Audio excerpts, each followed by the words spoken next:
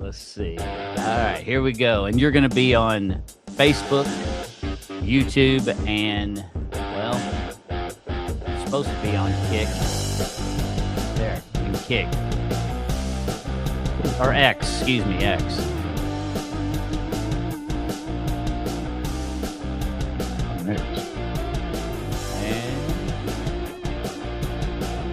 Okay, well, I'm just going to have, there it goes. All right. Welcome, ladies and gentlemen. Still learning this intro music crap, but I am your host, Bones. Welcome to the Bones Unfiltered podcast. Today is the special needs edition, which, as you all know, is very near and dear to my heart. I'm loving this edition. But today I'm fortunate enough to have a young man with me that his name is Chris Wells. And he's from Frenchburg, Kentucky, and is married to his wonderful wife. And I'm sure she's the leader of the pack, Miss Oh yeah. Amber Wells. And happy birthday, Amber. So today is her birthday. So I'm sure. What is she now? 25. Well, you know, like Yeah, we'll they go all with that. stay. They all Yeah, stay we'll at go with 20. that. They all stay at 25. Apparently, I don't know what that's all Yeah, about. yeah. We'll just leave it at that. That's right. I don't want to get in trouble on TV here. That's right. Well, Chris, he works as an actor at it is called Echo TV. And before we get into his son, which is obviously one of the biggest reasons why we're here, we're going to talk a whole lot and show a lot of pictures about Maddox, who has autism. But before we kind of get into that, let's hear from Chris and kind of get his story about, how he met Mama, how he ended up at Echo TV as an actor, what he's doing with all that. And let's kind of set everything up until the point of which Maddox graces his appearance to them on Earth. And then we can get into all of the trials and tribulations that they had to go through early on with Maddox with his autism, and kind of things as he's developed up to the age of 6 now, the various things that he has done that they have seen that's just really kind of just blows your mind. And we're going to get into all that. So, Chris, if you would kind of give us your all's backstory of how you and Mama met and about work and what you're doing It, in that community. it was kind of wild.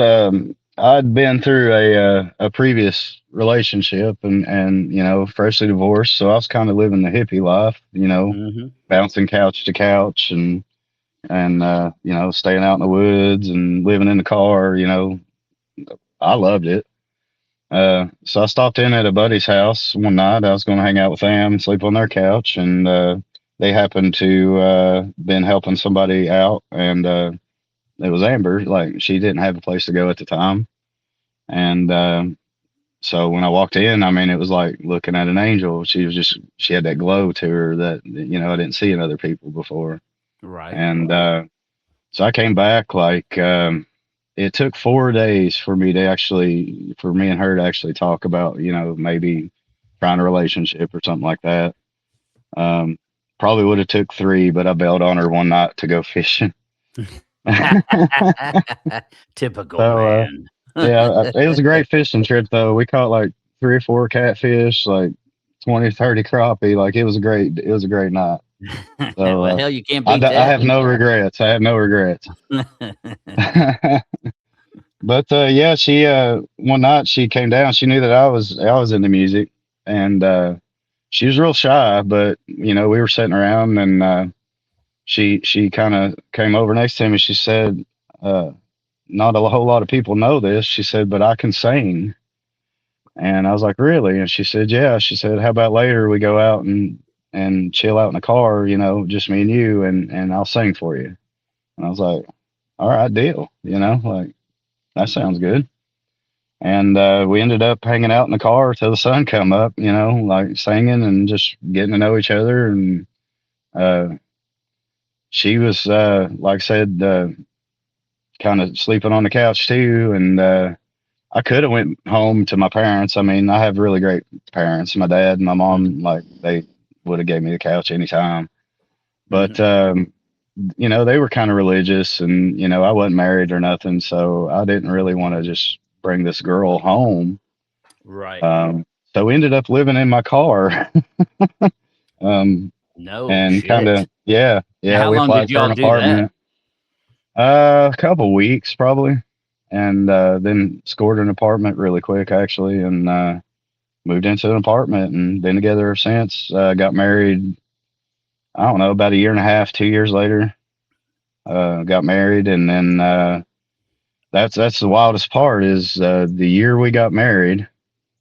3 or 4 months in, she gets pregnant, Hmm. and before our anniversary, we already have another child or a child in the picture. Like Maddox was born so early.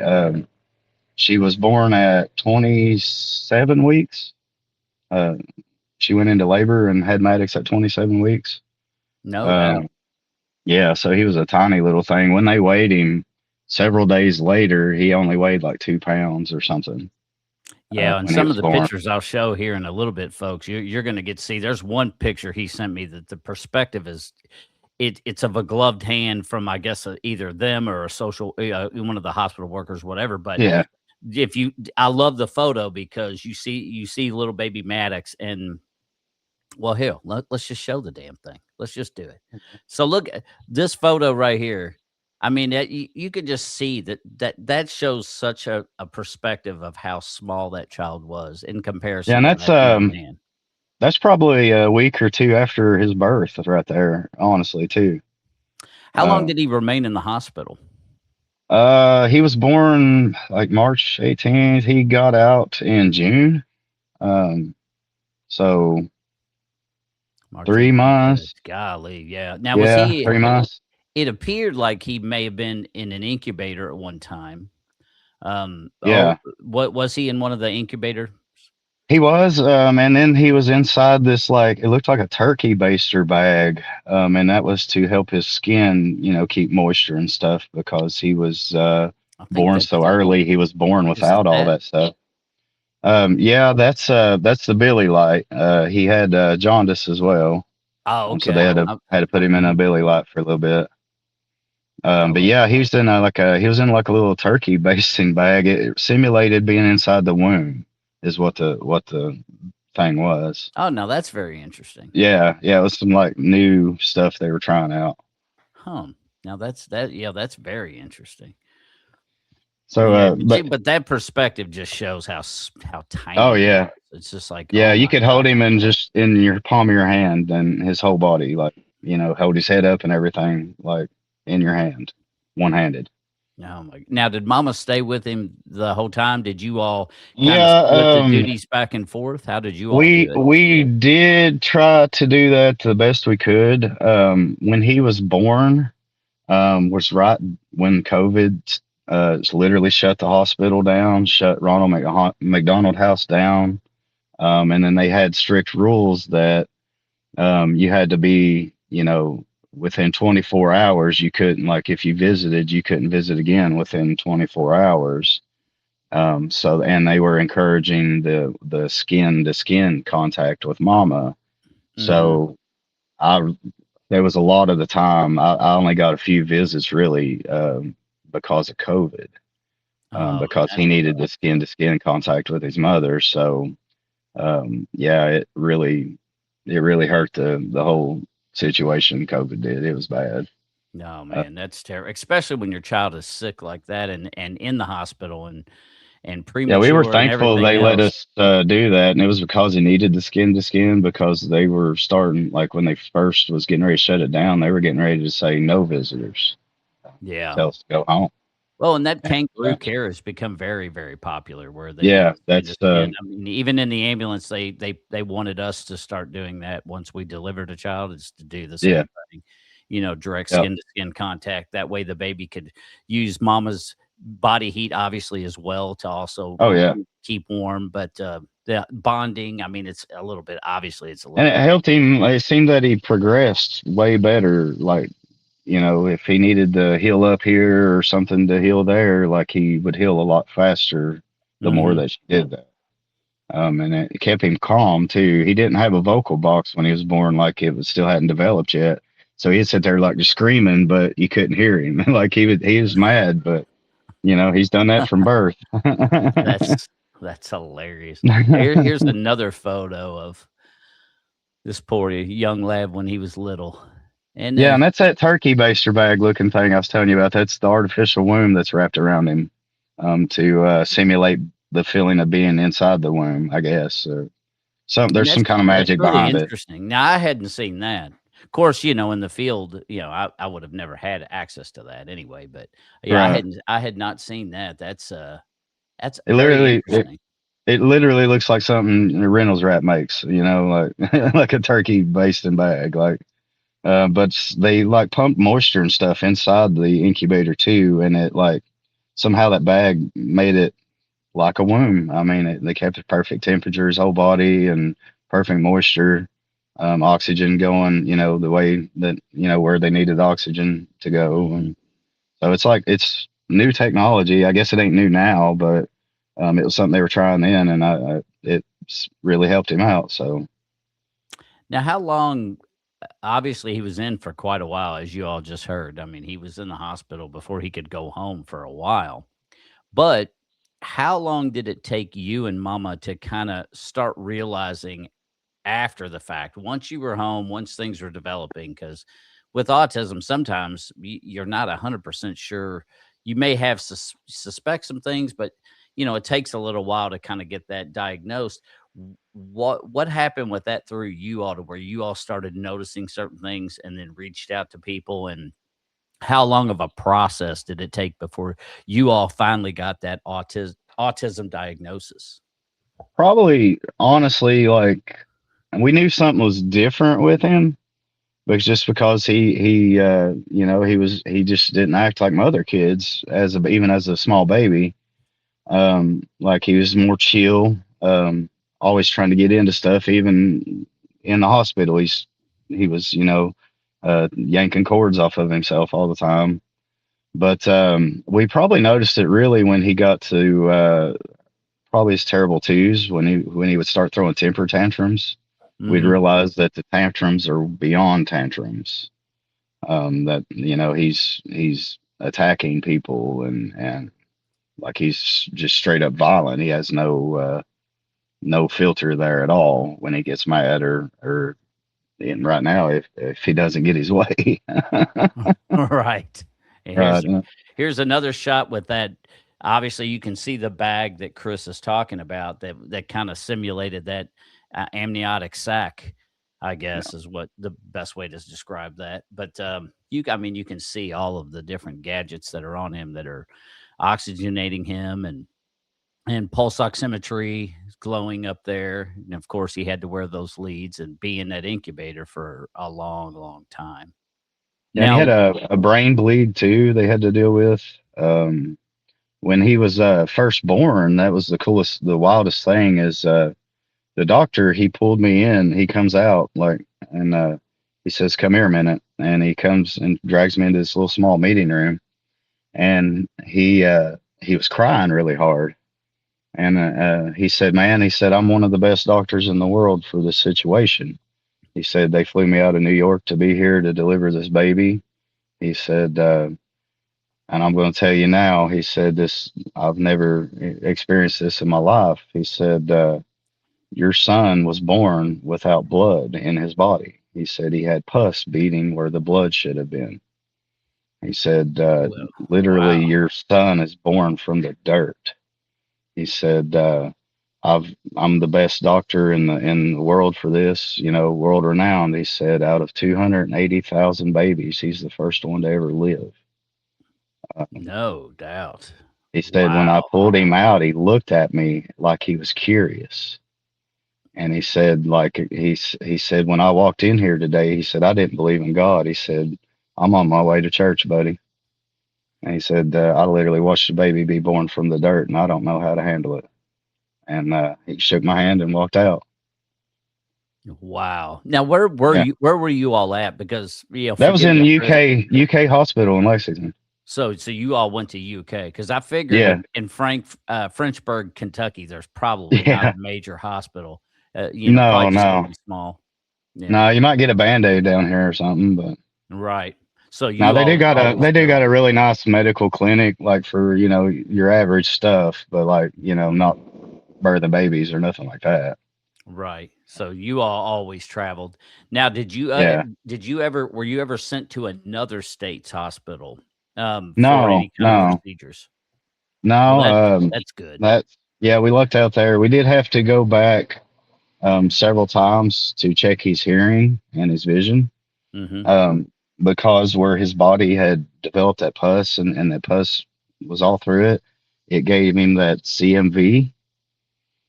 So they're concerned that it might cause his hearing or his vision to go out at any time in his life. Just randomly, just one day wake up blind or wake up and can't hear no more.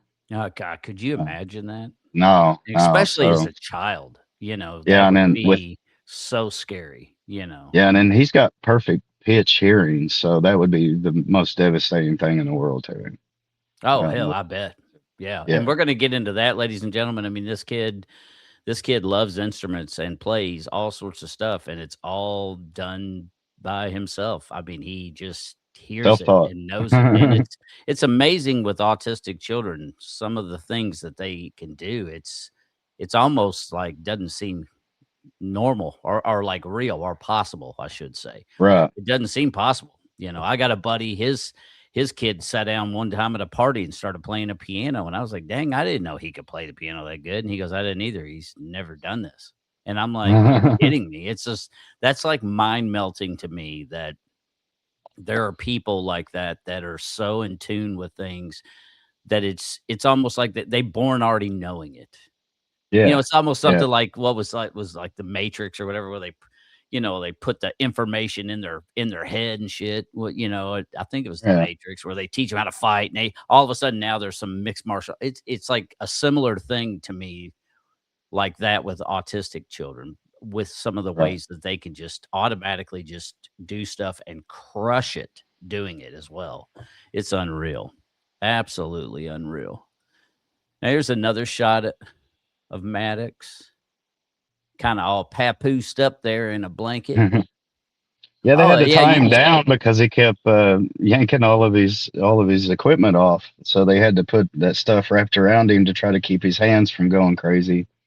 And and I can see in this photo here at the top left, you can see the, access port where you can open up that incubator to get to him, so I can actually see it now. yeah, Now did your alls have the big latex glove that you had to slide your hand in to touch him that was actually affixed to the incubator, or did he not um, have to have that? it seems like maybe they had that. It's been so long, I can't honestly remember. It seems like Mhm. maybe it had both. Like one side was open or one side had gloves. I don't remember exactly on that. Okay. Well, Um, and that's alright 'cause you had a whole lot going on during that time, that's for Oh sure. yeah, and then where the COVID was breaking out, like they literally made you they had a sink right next to him and made you scrub down and they'd sit there and watch you and make sure you washed your hands correctly and Mhm. everything and then had to put on gloves and man it was a mess just to even be able to go into the room with him. Yeah. Um, they And had it on such that's a lockdown. very scary thing for those of y'all listening that, you know, a child at 27 weeks is small. Yeah. And, sometimes I think I delivered one was 25 weeks, and it was almost not viable, and thankfully it lived, but it was in an incubator like that forever, and, it was so They small and had to give him shots to make his lungs develop like probably they had I think it's before. surfactant, I think is what it's called, I Yeah, think, something like that. surfactant, but, They had to give it to Mama whenever, and then they tried to hold him in there, giving her them drugs as long as he would, and then, he didn't stay in there too long. He's pretty. When he wants to go somewhere, he wants to go somewhere. So I he's hear ready to that. get out. Now how long was he there? I know he was there obviously for, a couple months, obviously. Right. How long was he intubated before they finally were able to extubate him from that? Oh man, it was several, at least a couple weeks, at least, or longer, honestly. He even went home with a breathing machine and oxygen on oxygen, and that monitor for SIDS and everything. Like Hmm. that you had to wrap around his foot, and that's the most annoying thing in the world. If anybody's not went through that, that is awful. That Yeah, machine it is messes up a hard. lot. Anytime the baby moves their foot or something, that machine goes off. Um, Yeah. but yeah, he was on oxygen probably 2 or 3 months after we got him home, even. Um, so it was quite a journey. I'm It thinking that he sounds like had that all that breathing stuff at least a couple weeks. yeah. Uh, Let's see so about yeah, this photo. Oh, that's the same one I just showed. I think. Yeah, that's the same one. That's just, it's those are hard to look at, yeah, pictures because nobody wants to see a small child that way. But the end result is, he's alive and kicking and doing good now. So oh yeah, it was definitely worth the sacrifice. It just it definitely hard on the heart watching your little one go through this. oh yeah, and it was Especially just like you said with COVID, that made I didn't even think about that, man. I mean, Chris, that makes it even worse because, back then, I mean, hell, people were losing loved ones and they couldn't even go to the dang funeral homes, yeah, because, yeah, and it's just like, dang, I couldn't imagine losing a loved one and not being able to pay the respects and go and see that through and just having to chalk it up to, well, it's just COVID. Sorry, it is what it is. right.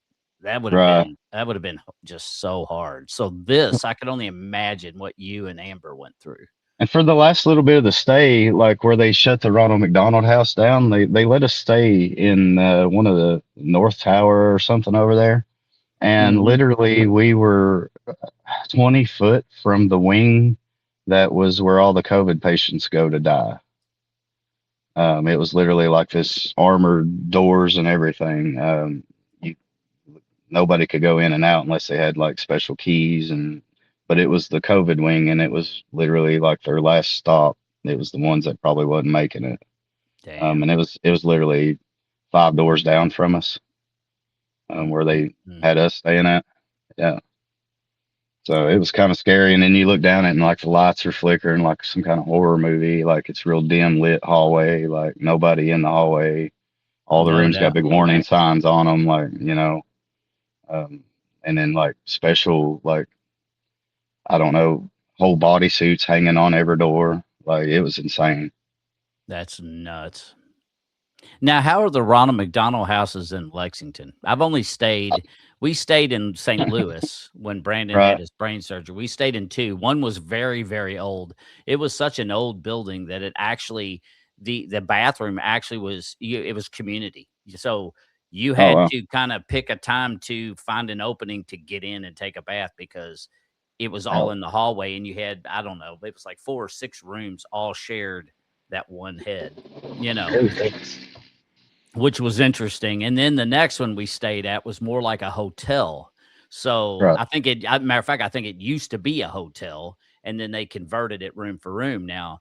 And it was like $5 a night, and you had chores you had to do. So, like, Right. say for instance, if you could do them, you didn't have to, but if you could, so like a lot of times the wife would stay with Brandon, I would come back that night to the Ronald McDonald House, and then I'd look at the list, and it may be like Bones. Today you vacuum the arcade room, so I'd Right. take their vacuum and go down there and vacuum the arcade room. That was my contribution. Then the Right. next day might be, hey, do the community dishes or whatever. So Right. they had stuff there because they really didn't have, because it was charitable. They didn't have a whole lot of staff, so it's not like they had paid housekeeping and stuff.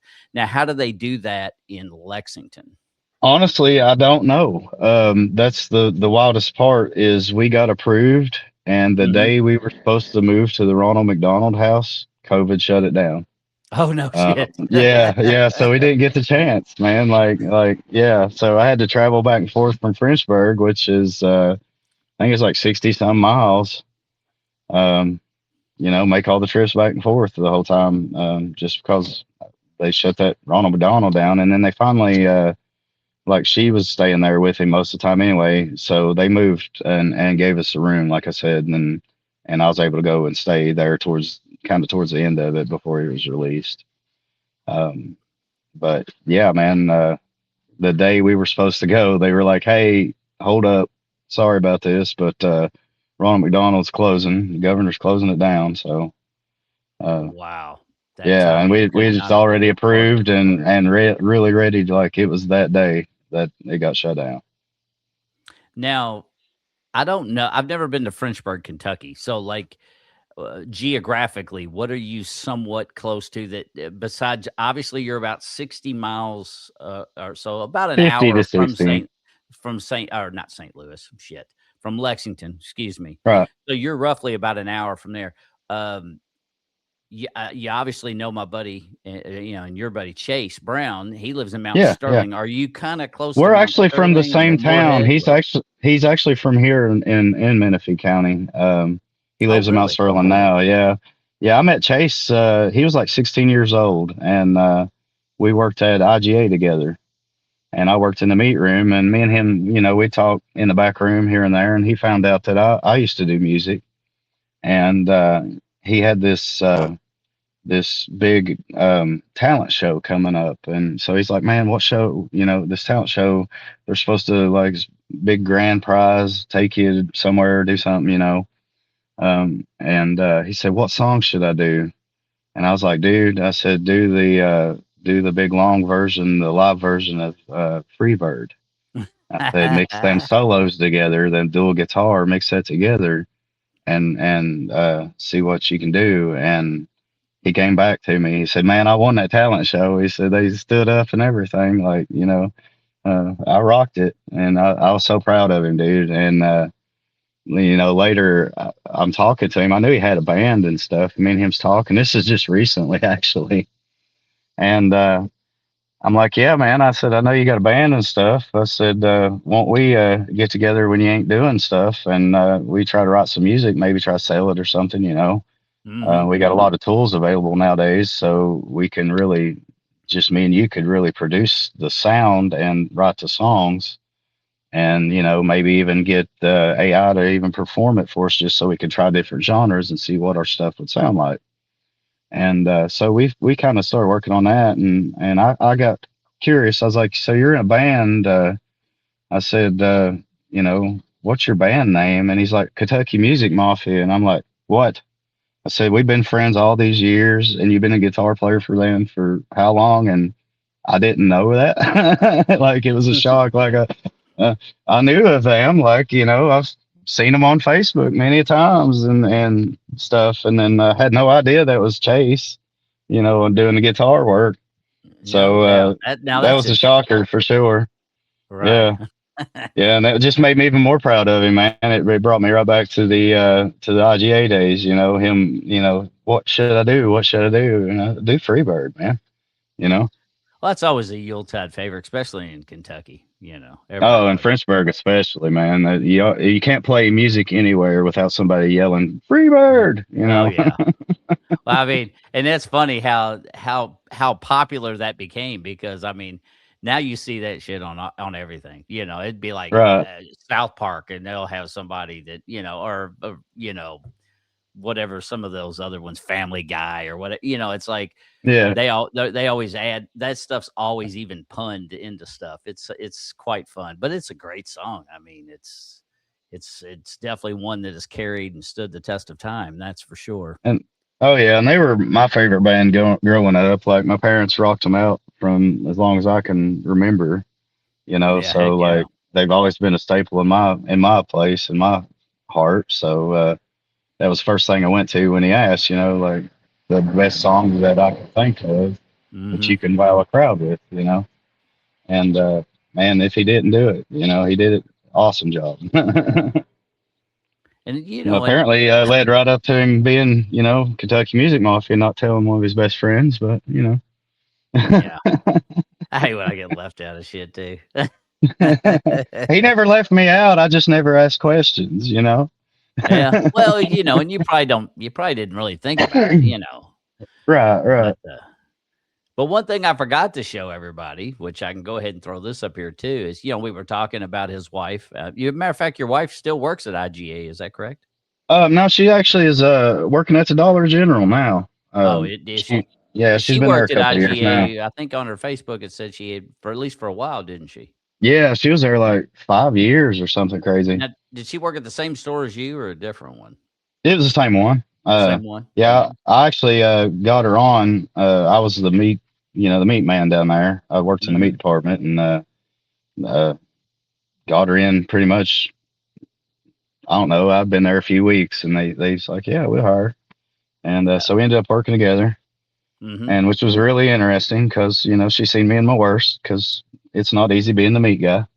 No, Uh, no, no. And I couldn't do it. I did it a couple times when I was a teen at filling in at when I worked at Value Market in right. on Winnington and Hurstbourne in Louisville before it's not there anymore. But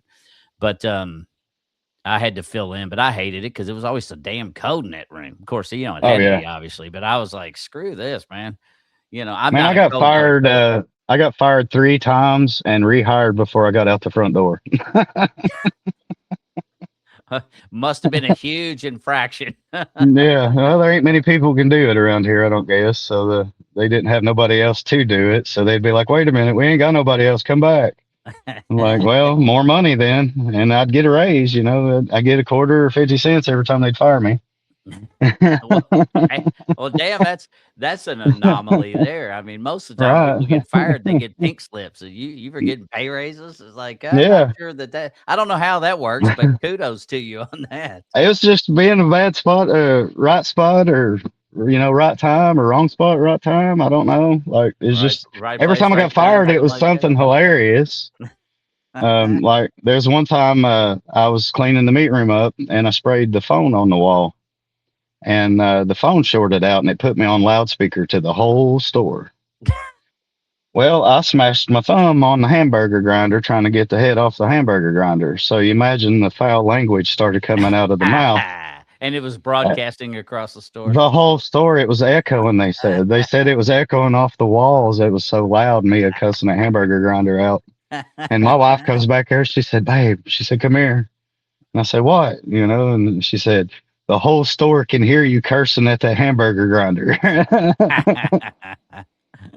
And next day, they's like, "Yeah, we can't have that." And they's like, "You gotta go." And before I even got out the front door, the manager comes running. Wait a minute. We messed up. He didn't mean that. Please don't leave us. We got Yeah, we got I went from several like seven cows bucks coming an in. hour to like 8.50 an hour on that one. Uh, Yeah, it's not like you were trying to do it anyway. It's like you no, didn't it ain't my know. fault. The hamburger grinder got Yeah. stuck and the tools, suck. But here's a picture of Mama in case everybody wants to know. Very pretty lady. Oh yeah, Very, very pretty lady. But one thing that I did find that sweetest was kind person of I've ever interesting met, man. is she looks sweet. She's got that sweet She smile. is. Now, one thing that I did think was really interesting by kind of doing my Facebook stalking of you all, um, and you could tell this a little bit, and we'll get back into more about Maddox. But yeah, obviously you do a lot with the church and stuff like Yeah, that. yeah. Now, with Echo TV, for those that don't know, Echo TV is it is a religious based television programming. Um, where are they based out of? The original location, I guess their home base is actually Orlando, Florida. Oh, really? So, Yeah, so, yeah. so And this then, is like a separate chapter that's in yeah, Kentucky. they came up here looking to film. He had this script for this movie he was wanting to do, or the show, about the end of times, and he was wanting it to take place like kind of deep in the woods. Hmm. So he came to Kentucky looking for a place to film, and we've been here ever since. Like he absolutely loved us, loved the place. The people around here, everybody that's involved, they're just as good as Hollywood actors, man. Like they've waited their whole life for this opportunity. Hmm. So everybody gives it their all. And I got saved as soon as they found me. Like literally, they got me saved. Like just my buddy Jordan and my buddy Jeff. Literally, I was in the truck with them having combos. Like right after filming the first movie I was ever in, and so I got saved with them, and we've been kind of blossoming. We're almost a ministry. I mean, we're a ministry is what we are, and we do film to promote like our word. We're kind of into Hmm. times ministry, Now, do warning you do other what's going to things? look like. Do you do other things with the organization besides acting, or is that Yeah, your sole job is yeah, just acting? yeah. Actually, I don't act a whole lot. I'm in the Gone series, and I'm in Incurable. Um, I got some more gigs coming up. I'm looking forward to. But I do a lot of the like the promo editing. Like I make posters. Mhm. I'll do reels. I do their TikTok reels a lot. I do social media stuff. Um, then I was lighting director for a bit, and I'm production assistant on a lot of stuff. So I Nice.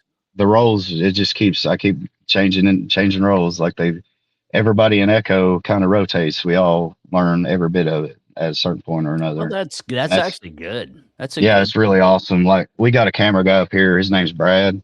Mhm. Um, we kind of rolled it around. They rolled it around and let him on the camera, man. And he is one of the best camera guys I've ever seen in the biz, dude. I mean, No he'll doubt. hang upside down from trees. He'll get inside the dumpsters and film from the inside. Like, and I've seen him do that stuff. That's why I bring that up. But man, he is so passionate, and his footage is just phenomenal. Him between him and Lisa's another one that's she's one of the best camera girls I guess I've ever worked with. I'm telling you, man, they are the best. They are the powerhouse behind everything you see on our films.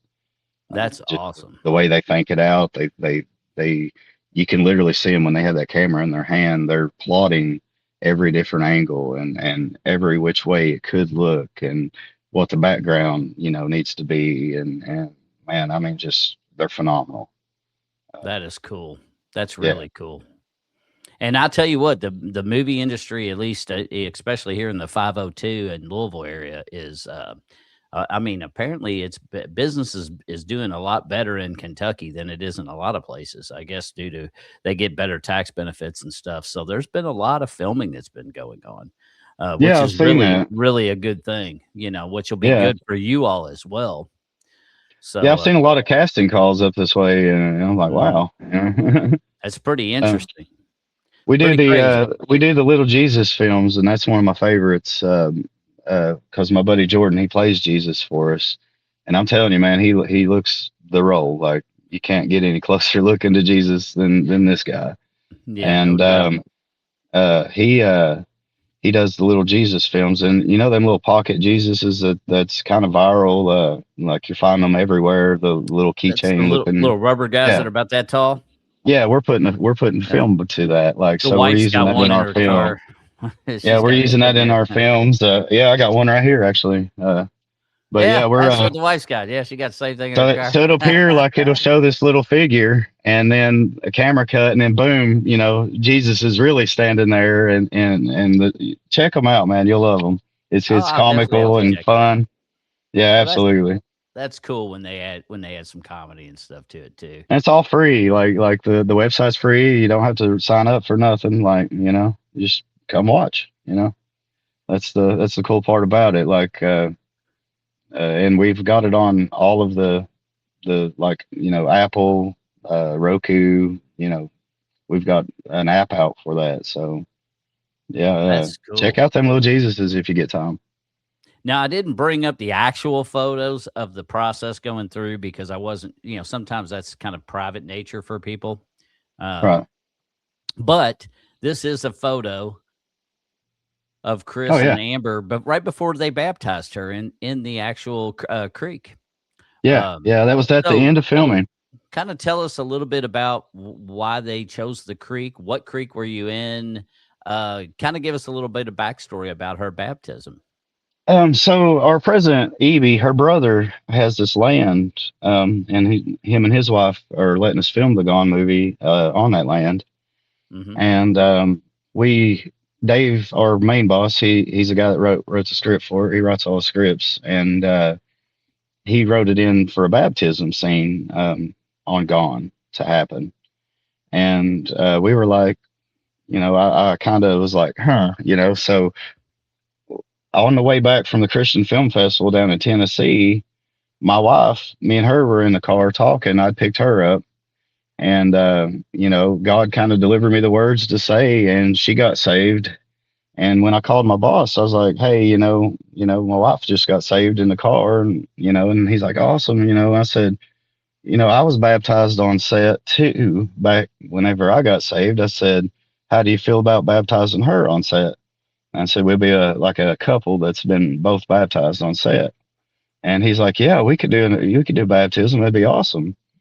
And then that literally blossomed into that. And another girl that we that's in Echo, her name's Patty. She's like a second mom to me. My best friend growing up, that was her son. And so me and her are really tight.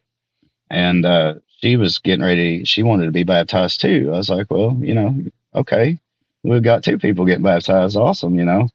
And me and Patty's talking, and I got this feeling. I was like, I'm going in again. I don't know why I'm going in again. And so me and Patty's talking. I said, Patty, I said, if you go in that water, I'll go in too. She said, would you? I said, yeah, I'll go in too. And we get to the baptism that day, and I wasn't planning on going in the water. Like it'd been a weird morning for me. So Right. I got there and I done hesitated. I was like, yeah, I ain't going in. Like, Patty went in first, so like she done went in. I didn't have to go in to get Patty in the water now. And I noticed like Patty went in, and then my wife, and they let me go in and baptize my wife. And so I'm standing up there, me and Amber standing up there, and I noticed this lady in front of us. She's kind of nervous and stuff, and I'm like, hmm. And something told me, hey, go in the water and get baptized again. I was like, man, really? Like, I just bailed on this, so I did. And, but, uh, when I done that, uh, and came back out, like, when Amber and Patty went in, a lot of other people started volunteering to come in, and it Mhm. just started blossoming. Everybody's like, I want baptized. I want baptized. Well, after I went in, I stood behind this lady that I noticed was, just kind of looking around and stuff. And I started saying things. I was like, it's a good day to get in the water. I said, it don't matter if you've ever been in before. I said, shine that armor. I said, I was just in it, less than a year ago. I said, and here we are doing it again. I said, it's a perfect place. Like, God made this water. He made this creek. I kept saying things like that. And she turned around and said, I want to be baptized. And so then it was then I realized, hey, me going in was for this lady, to kind of encourage her. That's And cool. yeah, which she wasn't on that film. Like, I guess she didn't want to be on the film that we made showing that. But yeah, man, it was such a blessing just to be able to see it work like that. Like, it was only two people going to be baptized. We ended up baptizing seven total. That's Um, cool. Well, and you still got your video footage for those oh who yeah, wanted to participate in that. So oh yeah, that was kind of a overall win-win for everybody. oh But yeah. but And yeah, I that's thought not those the photos were baptism that pretty was neat. in the film either. Like we did a film version the day before, and then that was an actual, like, we came back to the same exact spot we did the film version at, and did the And real had it done. baptism. It was a perfect spot. That's Couldn't ask for cool. a better spot. But I thought that was interesting when I saw those photos. I was like, "Well, that's cool." That because a lot of baptisms you're seeing now are have evolved to where, when I was little, it was obviously of course I'm Catholic, but the priest, Yeah, held you over a bowl and right, just did the water and then the oil, on your forehead. But right, then they finally held the church that I grew up in now has an actual walk-in pool where they do the whole entire dunking now, like right. you would have done there in the creek. And so they've definitely gone. A lot of places seem to be going to that, which I think is kind of cool. It's kind of a I cool like experience. it, Would and be a it's cool comical experience. too because you see people getting that cold creek water and they start squeaking and squalling, and it's hilarious sometimes too. I Well, know and that's I probably yeah, squeaked and squalled on my way in.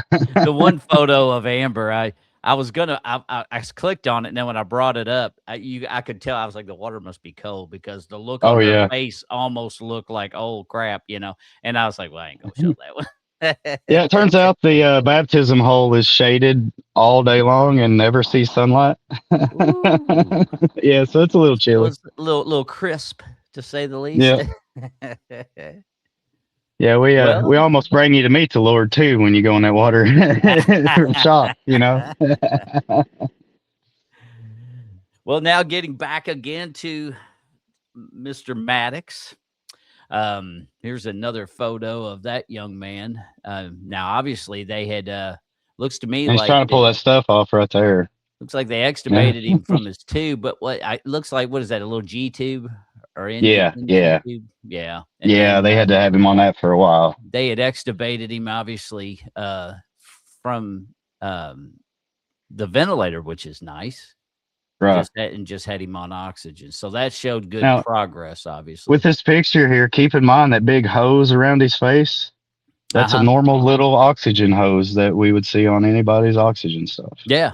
Yeah, normal That's size how cannulas, tiny though. he is. Yeah, And most everybody watching has probably been in a hospital at one point in time, and they put the nasal cannula on you like that. Well, that's right. like he said, that's the same kinda you would have, except obviously the tips are different for pediatric, but it's a Yeah, and that's the it's a large smallest they hose. could find. Yeah, and it was still way massive on him. Oh, heck yeah. It's just amazing. It's just amazing. Some of the stuff they can do nowadays. It's That was the hardest part for him too, was because we had to tape that to his face all the time, so he couldn't yank it out of his nose because he had to constantly have an oxygen feed. oh, Um, God love him. yeah, yeah. So it was rough for him for I'd say 6 months after being out of the hospital. It was rough. God Um, love him. Trying to sleep, man. Shoot, that beeper thing going off, and Oh, yeah, that gets so, oh my yeah, gosh. we lived down in the PJs at the time too, so it was neighbors making ruckus and Mhm. people blowing fireworks out in the parking lot all the time and just crazy madness outside. So it was always something going on down there. So we became zombies for a while. I bet you Yeah, did. yeah, there's no sleeping going on for sure. Now, obviously, we've seen a whole lot of those photos of him being in the incubator, but then, of course, now we've also got, we got some photos like this one where they finally get to have him out. Looks like he's And look at him outside now. smiling. Look at his little grin. And It's just too stinking cute. But I he's mean, always been alert, like he could see and stuff. Like how babies ain't supposed to be able to see and all this and that. Like he'd sit there and watch TV in his room. Like it was something was different about him. so Like he could he actually was see you. mesmerized by things, I guess. Yeah, and he could follow you with his eyes and stuff. Like it wasn't just that he was looking at the light or something. Like he was putting that stuff together in his head like differently. That's Like interesting. the doctor even said that. And like when he brought me in that room, he said that baby looked at me and followed me like he was actually looking at me. And him sitting there with no blood in his body, like he looking gray and green and every other color. Literally a dead baby looking me right in the eyes. Like he was And in shock from it. and that's scary. That's Yeah, definitely yeah. scary, And he might but be the only NICU baby I've ever seen that had to have cartoons on all the time, or he was going to be mad. developed the cartoons at a young age. See, yeah, you can see where, the trials and tribulations of dealing with children like that too when they're in that setting is Oh they yeah, don't they don't understand all that gadgetry that's going on, and they want to pull on everything and pull, so oh yeah, it makes it very difficult. You got to really watch them. But look how little his little yeah. And boy. he got rough having to tape that to him. Like that was the roughest part. Yeah. And that's hard on mama too, and to see. You see all that Oh yeah, stuff, and of course, a lot of that stuff, it hurts when it's gotta come out, so you sit there and you try to prepare for that too, and there's nothing you can do to make it better. It just has to happen, but the right. end result obviously is well worth it, because obviously now he's 6 and he's healthy, which you'll start seeing little bit older photos. I didn't put anything super current, just because I hadn't talked to you, Chris, and I Oh, kind you're of fine wanted. too, I brother. knew the ones that you showed me were cool, but I wanted to be tread lightly on that, for privacy reasons and whatnot. Yeah, you're But fine. You're but I do appreciate all the pictures that you sent me as well to show everybody that are watching. I knew you was Uh, going on Facebook, but I wasn't sure how deep in my Facebook you'd have to go to find that. well, Uh, and I appreciate you. You definitely helped me out a lot. That's for sure. right. And then, like here's a photo of him that where he sleep is. I thought it was so cute, with his Oh yeah, hair and just got his little hand over his ear, and yeah. That's him doing the skin to skin, the kangaroo time or whatever they call that. yeah, and that's always a good thing. But he's so Oh yeah. precious. I wish he'd be that precious now, man. It's like straight up firecracker. As soon as he wakes up, opens them eyes, it's boom, boom, boom. Yeah, we're we definitely going to we had get a into known that what too, because we had a he. known it would that would go away. We would have enjoyed it a lot more than we. I feel you there. Whoops. Uh-oh. What did I do? Let's see. There we go. Yeah, I accidentally hit the wrong button. I had to figure out how to fix that. In old days, it would have taken me 20 minutes. You'd have been able to have us smoking a pancake, and while I'm trying to figure all that shit out. But I'm getting a little bit better at it. But here's another shot of him. It's kind of a more of a or he's got that arm underneath his, see the little fingers underneath his nose. Yeah, That's he so always cute. always held that. Always had his hands up in his face like that. So tiny, so precious. Such. Before he was got any coordination to him, like when he was first born, it was funny because his arms were his worst enemies. Like he'd be sitting there and then his hand would come around and just smack him. Like he'd smack himself, and so they had to start tightening his arms down, and trying to keep him from hurting himself.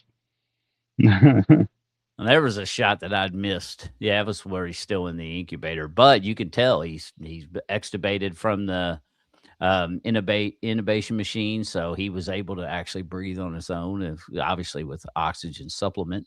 And of course, Yeah, you see the little light with his pulse oximeter there, but yeah. it just shows how precious and how small. Now, did y'all have a good experience with that hospital? Is their children's hospital in Lexington real nice? I don't think I've ever been to it. Uh-oh. Chris, we have a problem. All of a sudden now I can't hear you. Let me mute you and unmute you. Nope. Yeah, I'm not sure what happened, Chris. Chris, what I'm going to do is I'm going to bump you out and just come right back in. We'll try that.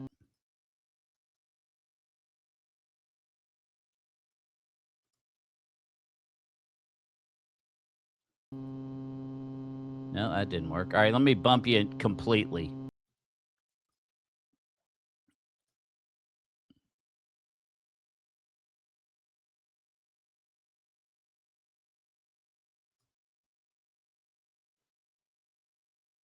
All right, ladies and gentlemen. Well, we had a little bit of technical difficulty there. I don't know what happened on his end there, but we lost audio with him. So I booted him to bring him back in. And we'll give Chris just a second and he'll be back. And we'll continue on with the show.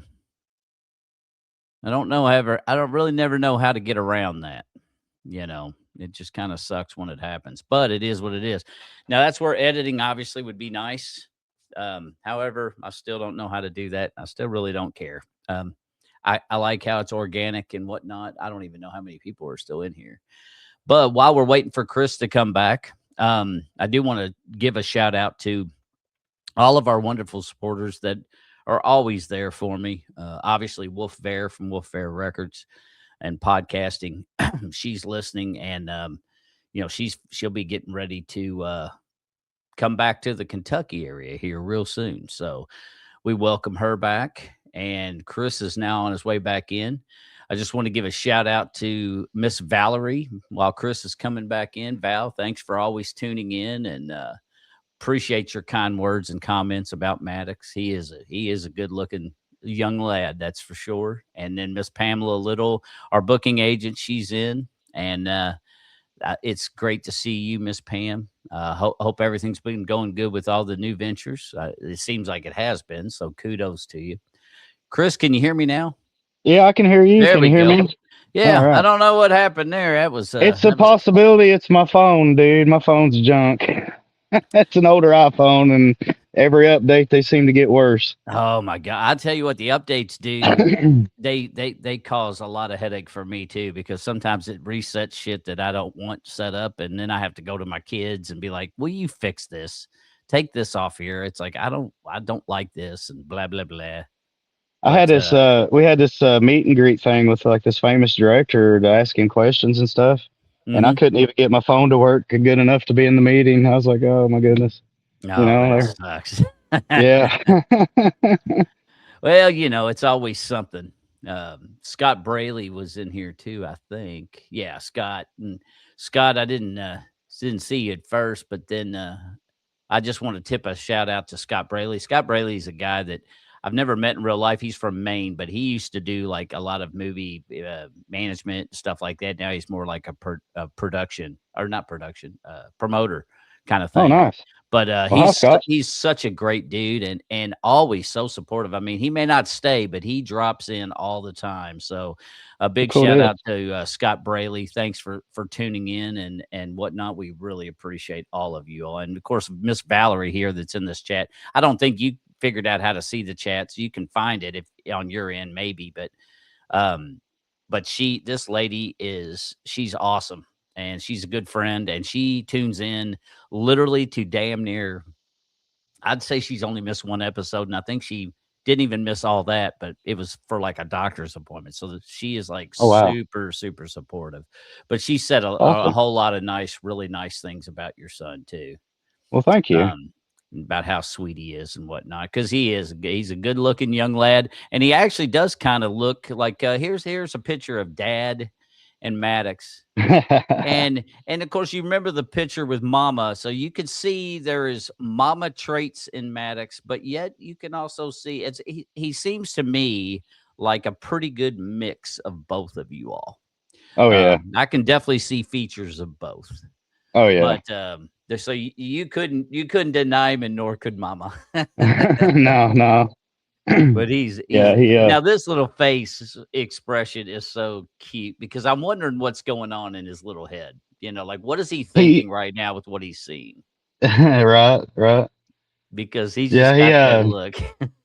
he still to this day grabs my bandanas and stuff and puts them on, and he'll put my shoes on and he'll say, "I'm Dad," and try to start bossing us around. Oh, that is so cute. That is hilarious. But I love the Yeah. little bandana, and like I say, that little side smirk on one side. That was, I was like, boy, that could be trouble. Oh yeah. Oh yeah. Yeah. But He's plotting something, I'm sure, in yeah. that picture. Now this photo here was another shot. This was obviously very early on when Oh and you yeah. de- Yeah.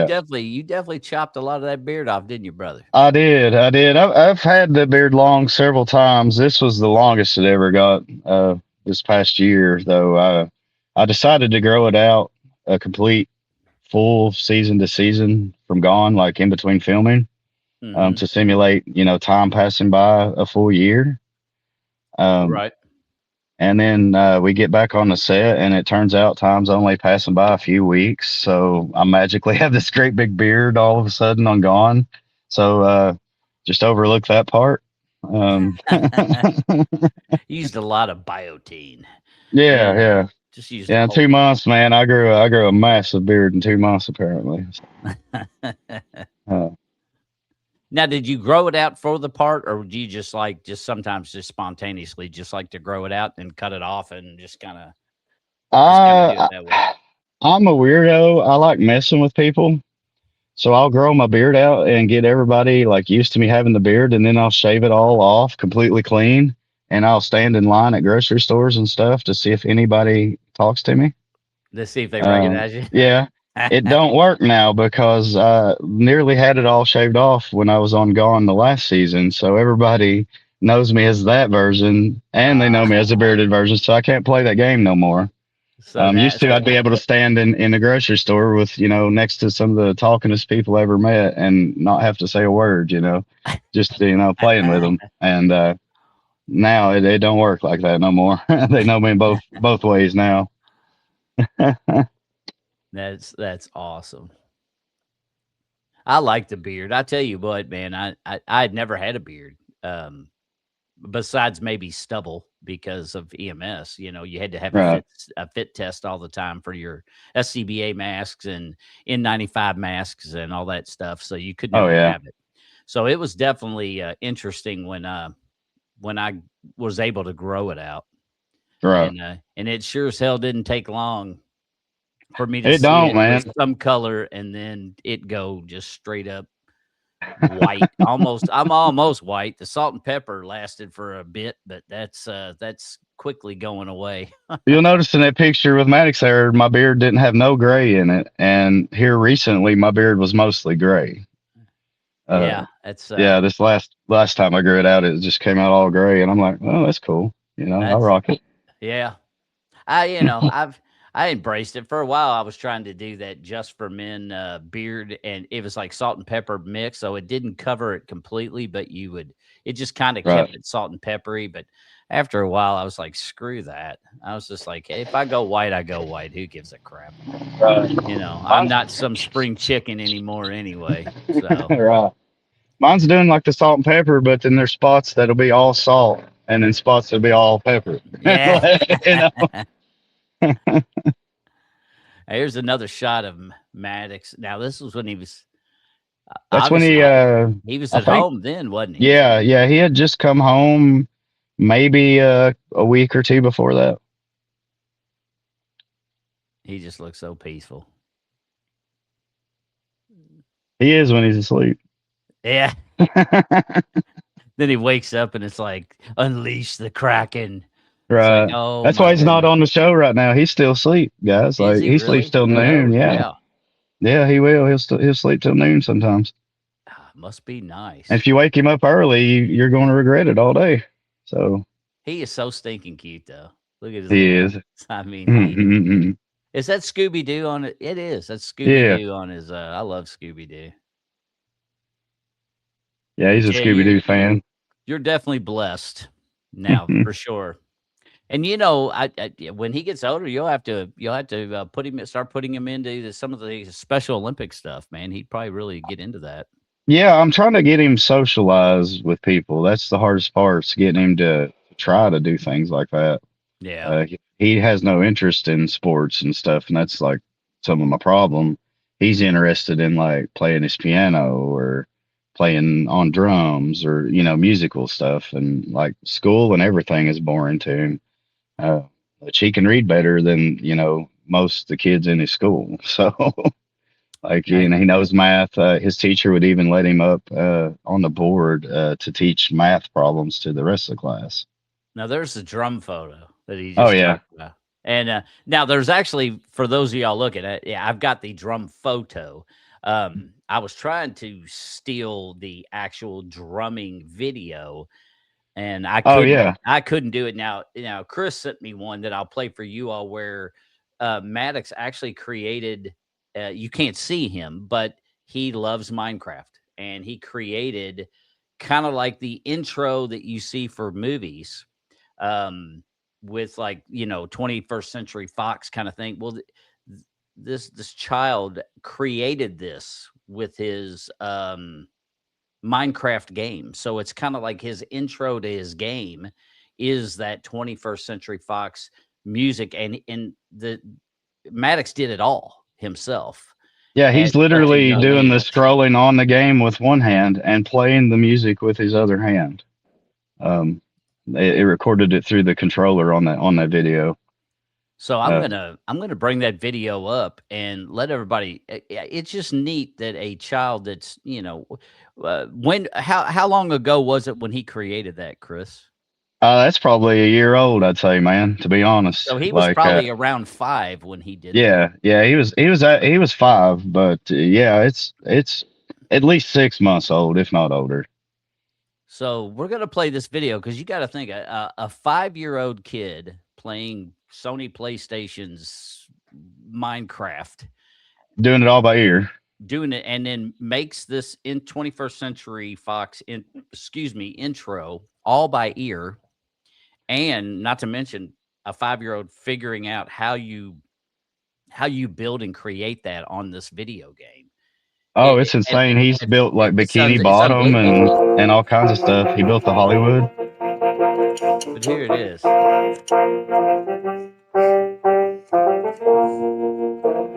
Like I wouldn't know how to even make something like that. The piano drowns out the controller a little bit.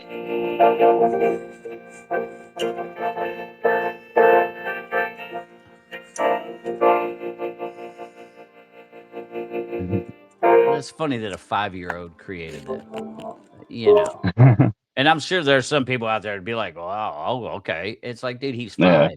That's Yeah, unbelievable. and he has like never took any kind of piano. Like it's all by ear. Um, and it's funny because that was him when he was learning how to do that intro. He was learning it by ear then. Now he can play that whole intro and every little note to it with every finger and every key on the piano, both hands. Oh, I'm sure it's way Uh, better. But at oh man, 5, he's. that's unbelievable at 5 years old. I That's noticed just crazy. about, I don't know, 3 or 4 months ago that he was starting to learn full chords on the piano, where he's using every finger on the keys. And once he started doing that, he's really picked up with the intro music stuff. Like he figured out how the chords work, and now it's just, man, he's phenomenal. I'd love to send him down to Peter Keys one day and just let him and Peter collab. Oh, he'd be in Let I'm him telling watch you Peter, right man. now, Peter's the brother, best, dude. I love Peter. he would be in hog heaven in Peter Key's studios because I've never seen so many different types of pianos or organs or Yeah, keyboards. I yeah, mean, I've never seen so many different types in my life in one location. It was almost like a keyboard piano museum. It's yeah, Peter Key's his studio is off the chains, man. It's yeah. I love really, watching really his cool. little videos when he posts them, man. It's just like he's one of my heroes. Yeah, Uh, he's a cool dude, man, and he's so down if to earth. He's so friendly, so nice, just genuine human. He's if he he's ever he's the hears real this, deal. out of all the piano players in my world that I have ever listened to, now it's just my own opinion, but like I was an Elton John fan, like and all this and that. Like I love piano, but when I met Peter Keys on the internet, dude, he changed my life. Like he became number one in my book, one of the best piano player I've ever listened to. Like the Oh guy's yeah, phenomenal. I agree with you. I think he's just outstanding, and Like it was cool. He even played when we were there. He played it just played some songs and stuff, like, on the actual piano that he learned to play on as a kid. He still that's has cool. it. He had it refurbished, and I mean but I'm just like, wow. I mean, That's yeah, awesome. it's definitely a sight to see, that's for sure. Miss Janice, welcome into the show. Miss Janice is another one that, I actually met through a buddy of mine, Mike Clacy, and Miss Janice is just she's Hi, another Miss one that James. she tries to show up for everything. She's so sweet, so nice. I mean, I'm so blessed to have a lot of these regular individuals they're like my regular barflies, and I love all of them. So Right. welcome into that. Now, That's how I found sadly, you was through Donald Dyer. He's the reason I found you. He was posting some of your stuff, and then I was on a combo with Chase and Donald on the phone together, like a three-way call, and they started talking about it, and they told me, hey, you need to check him out. Like, where Maddox is the way that he is, like this is your dude. Like, and so I checked you out, and I was like, man, this is awesome. Like, we got somebody. out here advocating for it. I You think know, so and too. And, yeah, and like that and that's what I hope happens with this. It's I just love now. Granted, Maddox, due to his circumstances, which we'll get into a little bit more about where he's at now, where people can understand why we may not be able to talk to him or see him, but not everybody we can. right. There's some on my Special Olympics team that I would love to have on the show that are just not either they're nonverbal or some have outbursts. I mean, there's a lot of variations with people that people, unless you're around it all the time, you may not understand. And especially Right. with autism, because it is interesting if you compare it, especially to like say Down syndrome, because to me the Down syndrome kids are they really are like boom. They want to be in your face and they want to participate with everything. Whereas sometimes autistic kids are kind of more set back. They're kind of like, Oh yeah. I'm going to do it when I want to do it, or nah, I don't feel like doing that, or I don't want to talk to. So They're like they're very different people. yeah, they're kind of like adult versions of cats. Uh, that's what. That is so funny that you say that. There's a comedian. I'm going to draw a blank on his name. He's a comedian, also does SNL, and Oh, okay. he does Donald Trump impersonation a lot. And Oh, what okay. Yeah, I think I know what who the you're hell talking is about. his name? I can't believe I can't remember his name. I love him to death. But anyway, it's fun. What's funny that you say cats, because he has an actual comedic skit where he says, because he's got Down syndrome people in his. So he Oh, does a okay. skit about how it even almost got him. Like you could tell that he probably has Down syndrome family. Right.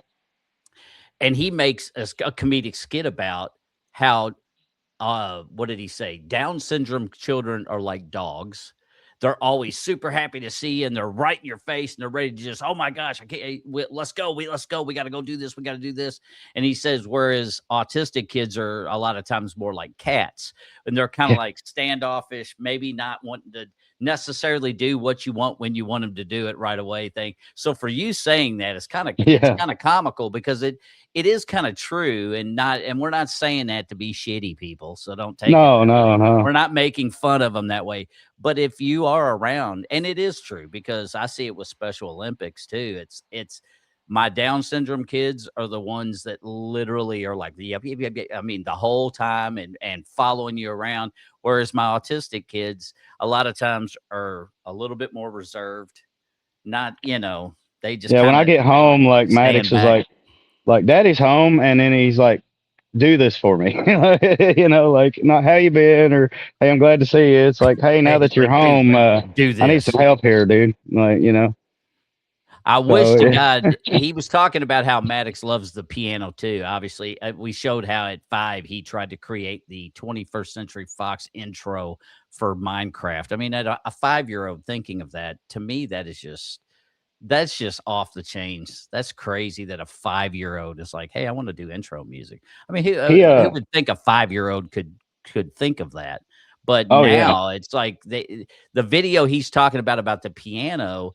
I tried to steal it too, to where I could upload it here to show everybody that Maddox playing his keyboard and him trying it early on and listening, doing everything just completely by ear. So if he missed a note, you could tell he would switch. He would be like, "All right, no, it's up this way or it's down this way."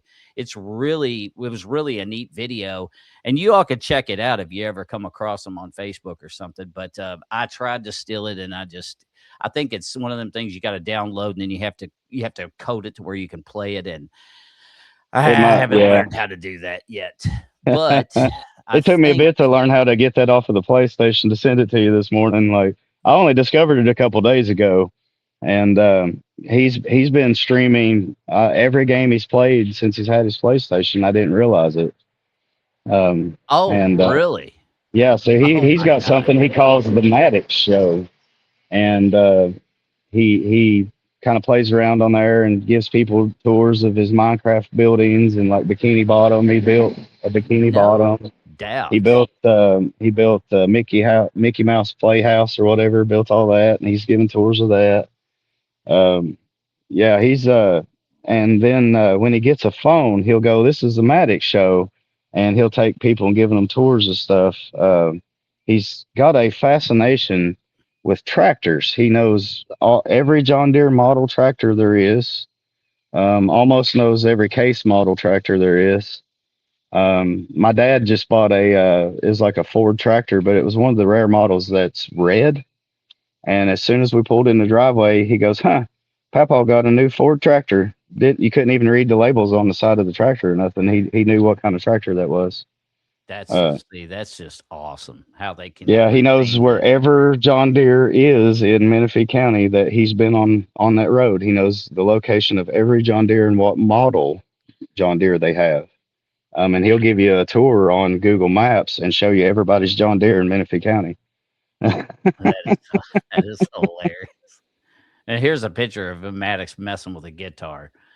Oh So yeah, the kid's fascinated, like I say, with drums and guitars. I mean, anything music related, that kid seems to gravitate to, as well as, of course, not shocked, video gaming. I mean, what kid oh yeah, isn't just hardcore into video gaming? But the fact that he is streaming in his own, he's 6 and yeah, he's and got he's the Maddox show. I mean, it's like, if that, I don't know. To me, if that doesn't impress you, I don't know what the hell would.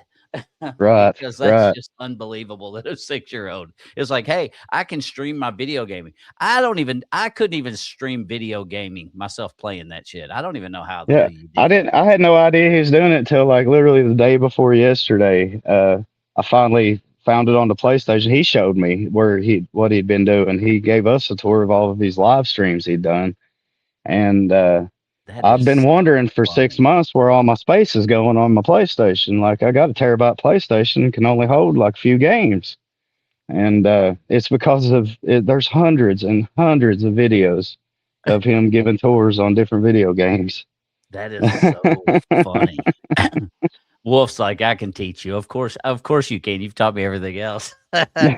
Without Wolf, I tell you what, Wolf has been pivotal with teaching my dumbass technology because I'm getting a lot better at it. I do have to say, but The it second is, part's technology changes every day. Like oh that's always advancing. So by the time you learn one thing, you've got to learn it again. yeah, you ain't wrong there, brother. You ain't wrong there. Now let's see this photo here.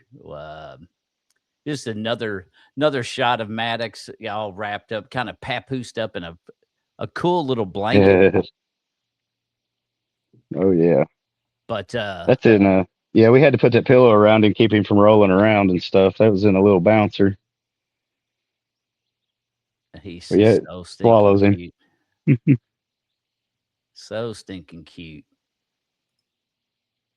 Bones, I'm sorry if I lose you, man. My phone battery sucks. Oh, where are you at, brother? I'm at like 5% right now. Oh, yeah, you may be on your way out. Well, it's been almost an hour and a half, and I'm shooting for an hour and a half show, so that's good. Okay. Okay. Maybe we'll get a few more minutes, and then if I lose you, then I'll just wrap up. I'll do some yik yakking or something for a minute before and whatnot. But All unless you can get in and charge it somewhere, you're welcome to do that too. But you're probably afraid to go in the house and yeah, I don't want and wake to. and wake up the youngin. I'll bring Maddox back out on another show. Maybe we could do one a little later or something, and I'll get some more material together of stuff he's done because I'd like to show you the Maddox show. Oh, I'd Uh, like to see it, and I'd like to. I thought this was a cute photo too of Maddox. He's actually painting some of his old cars. yeah, But he's yeah, he's painting them fascinated with himself. that. And another thing is he knows all of his colors and all of his color wheel. He knows what colors mix together to make what colors. He knows all his primary, secondary. He knows everything there is to know about mixing color. That's so. Oops, that's so cute, man. That's That's one so. of his fascinations that ends up costing me a lot though, because he'll mix up stuff that I didn't want him into, like or get into the food in the fridge and start mixing the ketchup and the mayonnaise and the mustard and Oh, like oh man, that's so hilarious. Now, hopefully you you can can't tell take the me. eyes off of him. No, I bet not. Now, hopefully you can tell me, since I'm not trying to rush you, but since your thing's low, kind of tell everybody what's going on. Obviously, you were in this TV show called Incurable, Yeah, it and was actually it's a movie. You can find it on the Echo TV Studios.com. That is the movie that I was ever first in. It was filmed in my restaurant. I owned a restaurant with my cousin Silas and my cousin Jordan, and we they found us, wanted to film at the restaurant, and like I said, they asked me if I wanted to be in it, and I was like, yeah, sure. And this movie, dude, it took off like. When they released it to the internet, it was averaging 1,000 plays per second, and it shot up holy to like crap. 100 million in like overnight or something crazy. I mean, it was insane numbers. How many views it got? Um, I encourage everybody to check that movie out, though. It'll actually make you cry. Like that was the hardest thing was when we were there. Lacey, the actress that the movie kind of revolves around there, the main actress. She does this crying scene, dude, and I'm telling you, man, the whole room started crying. Like it was the hardest thing to film because she has so much passion behind it. So is that the lady to your right in the photo? The No, she's blonde the haired one lady? wearing the orange So there. she's the one Uh, wearing the orange. I was going to ask yeah, about her. yeah, yeah. The lady to my right, that's our president. It's Evie Atkins, man. She's behind all of this, dude. Like Oh, that's she's awesome. the yeah, she's the president, man. She's the best you could ever imagine to have in this industry.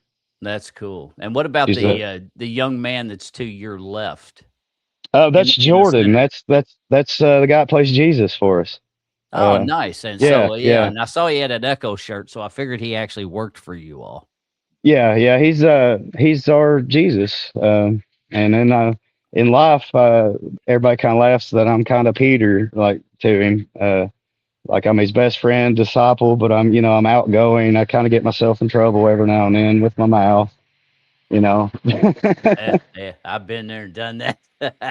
But he's my best friend, dude. He led me to Christ. He led me to Echo. Like he encourages me, calls me like all the time, making sure I'm good, make sure everything's good. And when we go out places, I try to do the same. I try to return the favor to him. I'm his backup when we go out of town and stuff on these trips. Like you know, we're And just then who's the guy on the very, very end, on the other side of the young lady in the orange? that's James Botts. He is our lighting director, and he does our special effects stuff. Like if there's something needs blowed up or somebody needs to die or whatever, James is the guy behind that. Oh, that's cool. He does Yeah, I the saw that. special I thought that was effects, neat. and with this new Gone, the season 4 that we just filmed, dude, the man, it's going to be the best that we've ever released. It's got so much better special effects, better everything. That's Um, cool. they actually shut down like part of the town, the back street behind the courthouse here, and we filmed the earthquake scene there, and it was a big event. Man, we pulled down like a power pole and had sparks flying out of it, and it was just the special effects was through the roof this time, man, and it was awesome. I can't wait to Now, see the final does Echo product. TV ever will they ever did they ever go to, like, the Sundance festivals or whatever they're called to where they, like, to see if people pick it up for, like, say, Netflix, Yeah, we HBO, we all got that we stuff? got festivals we go to that's in the Christian world that's just like that. Like we have the Red Letter Awards, Mhm. Christian Film Festival. That's a huge one too. But yeah, we go to everything like that we can. That's cool. That And and, Evie, she does a lot more than we do. Like Evie's all the time running doing something. Like it's insane how much she has on her plate. yeah, yeah. Well, it's been a really good show. I'm really glad that I got to have you on and stuff, and hearing about Maddox is just I'm like I say, you're the stories you were telling me Well, I about appreciate you him. having me on. I mean, it's just so good. Now these pictures. Now I want to ask you this, hopefully before you get dropped with your phone's battery, but like Yeah, I'm at here, this one, so photo here. Are you on one? So it ain't far. yeah. Does he wear these to hear music, or is he sometimes Uh, sound he was sensitive? he was rocking out music on Spotify that day. He was No discovering doubt. headphones that day. Yeah, Yeah, that's when he That was is a lot so younger, and he discovered, hey, music plays through these. I like it. that's Now, he's got cool. perfect pitch, so you can't sing around him. He can't stand people singing around him. At his birthdays and stuff, we don't sing happy birthday because he will throw a fit. That's the Oh, worst thing no you can doubt. give him is happy birthday song for his birthday. Uh, and he'll cuss everybody in the room as soon as they start. And it's funny how they are, you know, Oh how they yeah, evolve and some of you know, some of them do. Some of them have, outbursts and some, whatnot. So that's also a very challenging thing for people that yeah. may We're not always on our understand. edge. Like we gotta, one of us. Like if I'm at a film thing or something, Amber's always ready to take him and bail out the door real quick because it's a matter of time. It ain't a if. It's a matter of when. Yeah, Uh, yeah. And, you always get those looks and it's like, well, sorry, it's, it is what it is what it is. right.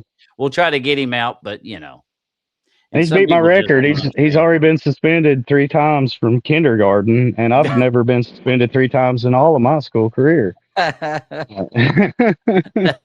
Now, is he went in in there one special day. He needs was chasing. programs? Yeah, he is. He is. Yeah. He just likes the WWE, the teachers. So like he'll chase them around and throw chairs at them and stuff. Uh, God.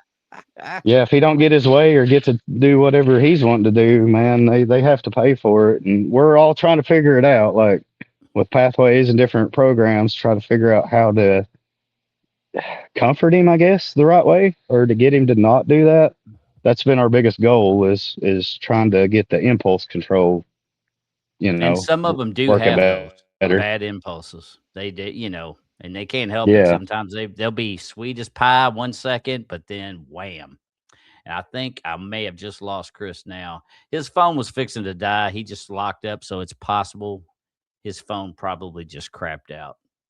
Um, so that being said, if Chris does drop completely, we're almost at the hour and a half mark, so it's been a good show. Um, I'm going to go ahead and remove him because I'm pretty sure he's going to be done because of his phone running out of battery. So, Chris, if you end up seeing this later or whatever, thank you so much for taking your time to be on the show and kind of talk to us a little bit about Maddox. And again, Miss Amber, the mama of Maddox, happy birthday to you. Hope you have a great birthday day today and spend time with your family. Real quick before I wrap up, for those who may still be in here, um, I just want to give a shout out for those who may not know, especially if you're in here from the Louisville area. Um, Lee Specialty Clinic. I just found out about it. I had a friend reach out. They said, "Hey, are you going to be in Frankfurt on July 17th at 1?" And I went, I don't think I can. I've got appointments, I think, set up for that day. I said, but what's going on in Frankfurt? And they're like, well, we go down there because they're having stuff about Medicaid cuts and whatnot. And there's this clinic in Louisville. I think, if memory serves, I think it's off somewhere in PRP area. But this clinic is, we could eventually put Brandon, try to get him on there, but they are for the adult side for your special needs individuals. And it's kind of a one-stop shop. Like they do all sorts of stuff. They work with the kids, but they also work with the kids' various specialists and stuff. So like it's a very wonderful organization that does a whole lot for our special needs community here in Louisville. The problem is this year was funding for them was so bad that they were essentially on the chopping block to be either eliminated or downsized.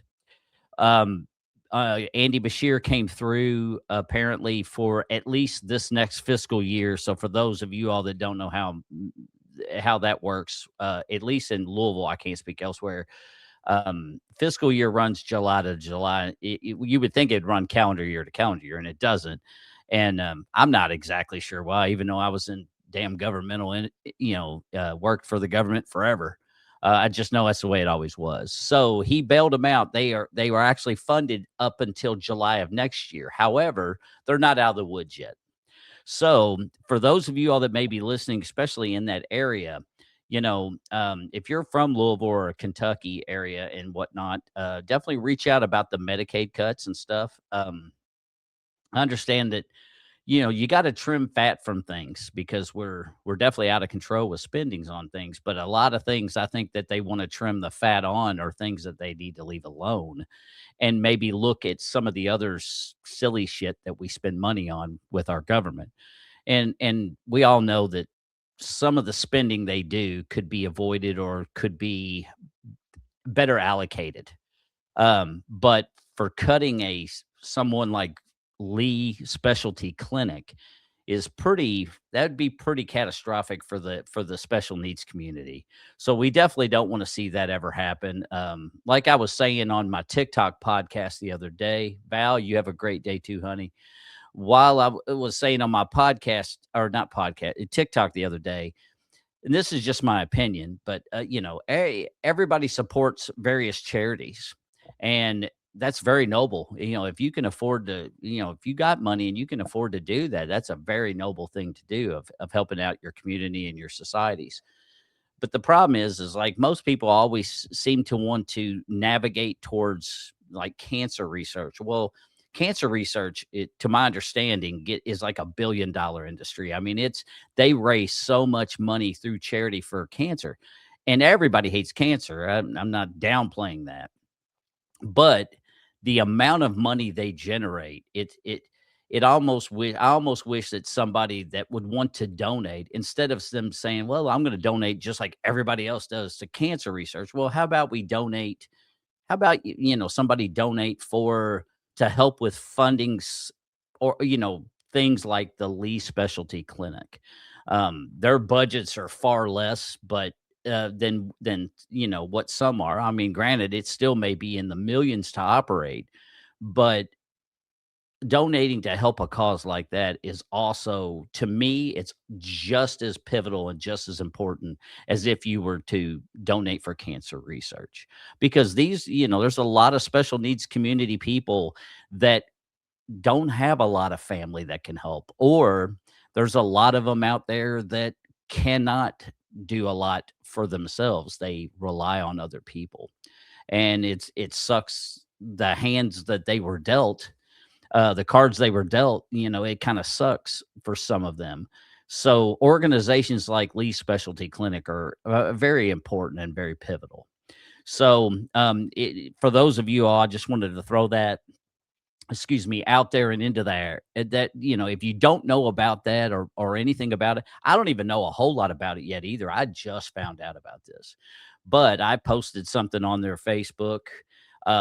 There's a lot of great people, a whole lot of great people that work for them or that are clients, and a lot of the clients have reached out. Some of them want to talk and have them on the show talk about how the Medicaid cuts and things have currently affected their loved one. So definitely give a look if you're into things like that. Give a look for that, and help those clinics out. If you're not able to go and do supportive things like go down to Frankfurt and kind of help be there and be of support when they're having these different meetings, then that's all fair and good. But you can reach out.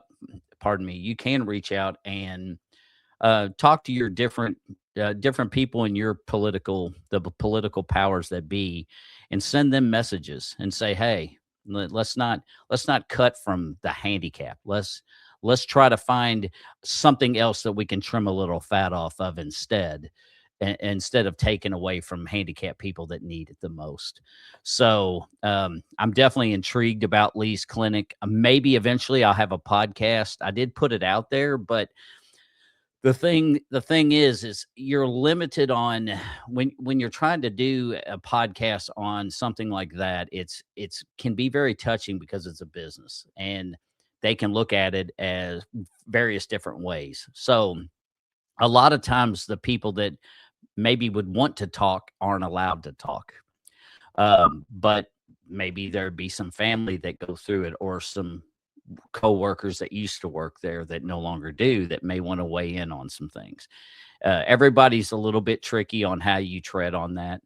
And of course, anything that you hear on my podcast are always, Miss Janice, you have a great day too, honey. Um, my podcast is everything I talk about obviously is of my opinion.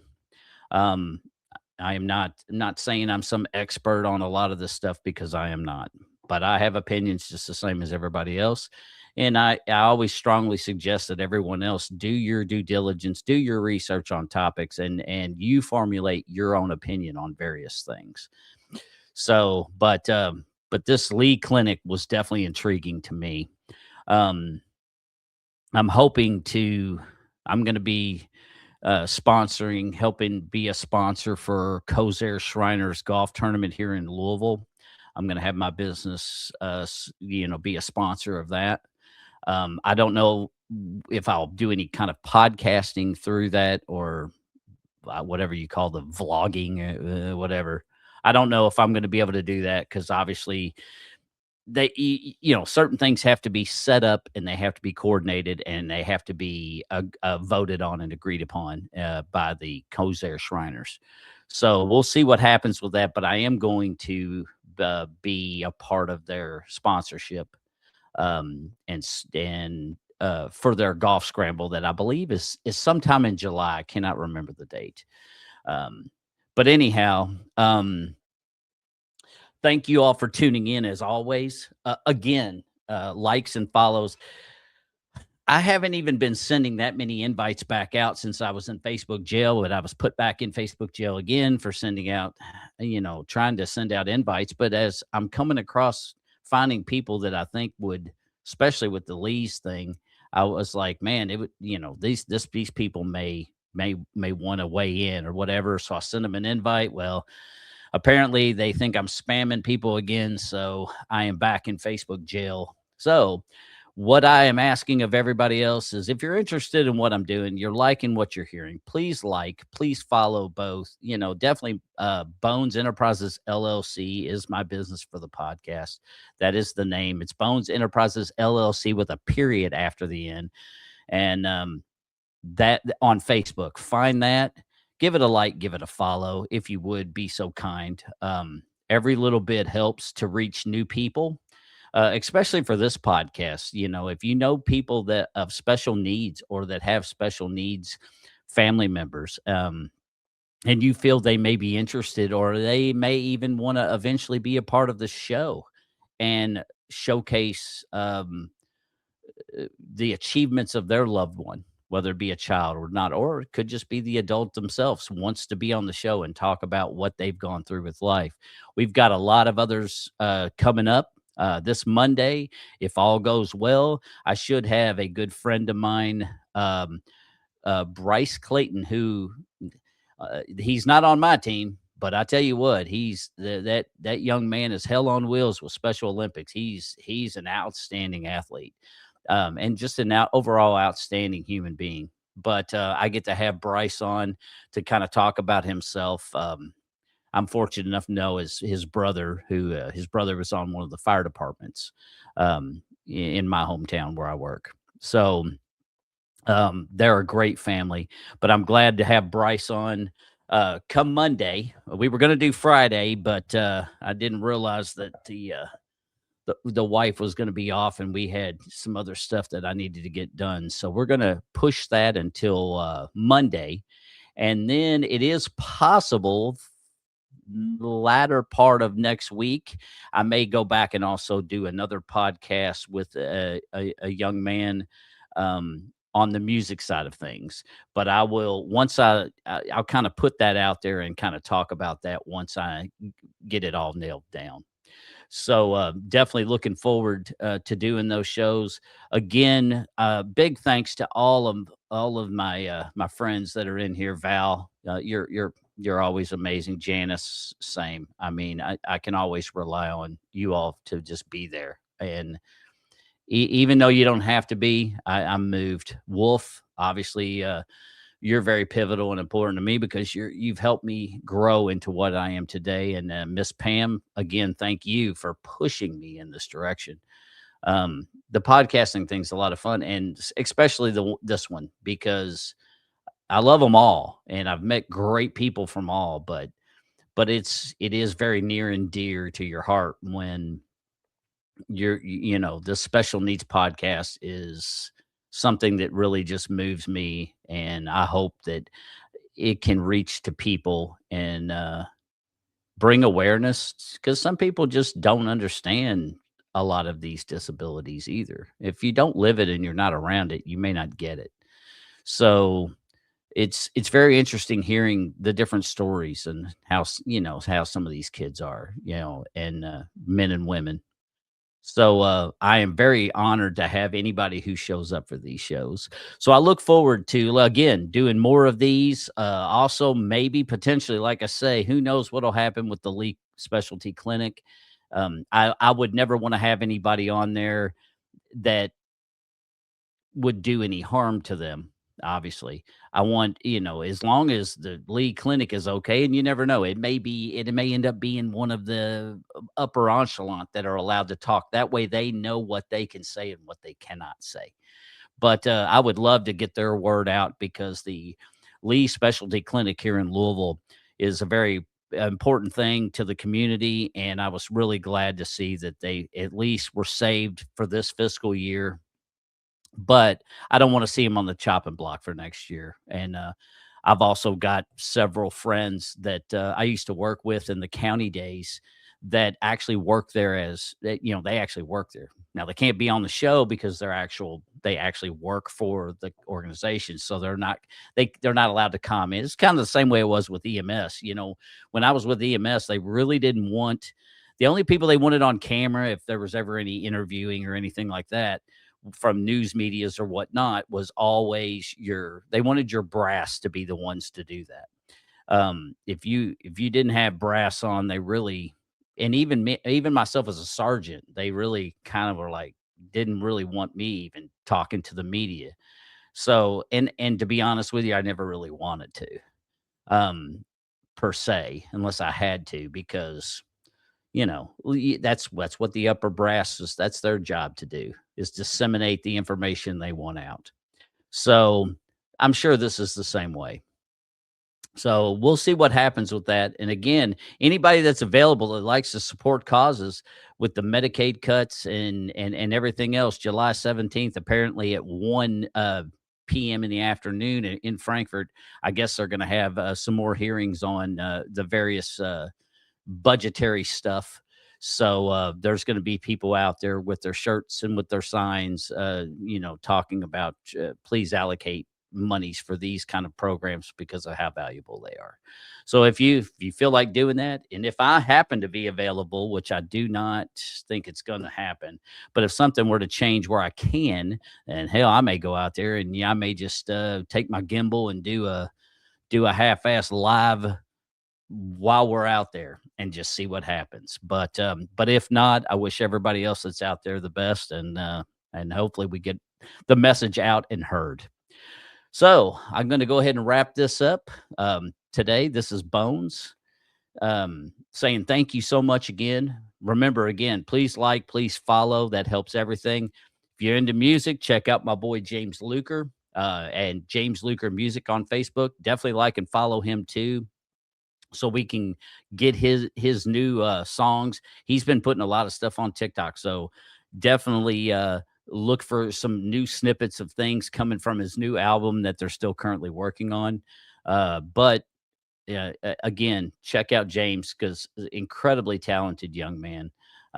If you like country music and rock, give him a listen, because he may fill your void. So until then, this is Bone saying thanks again for everybody for tuning in. Much love and respect to everybody. And be good or be good at it. And we'll catch you on that next episode. Talk to y'all later. Peace.